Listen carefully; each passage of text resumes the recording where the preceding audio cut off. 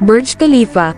Ang Burj Khalifa ay ang pinakamataas na gusali sa buong mundo, matatagpuan sa Dubai, United Arab Emirates.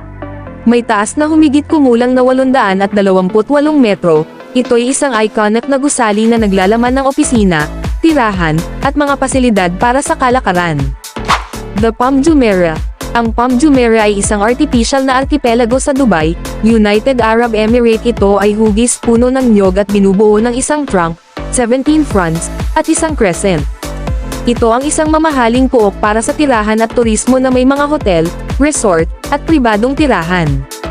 Desert Safari. Ang Desert Safari ay isang popular na aktibidad sa Dubai at iba pang bahagi ng United Arab Emirates.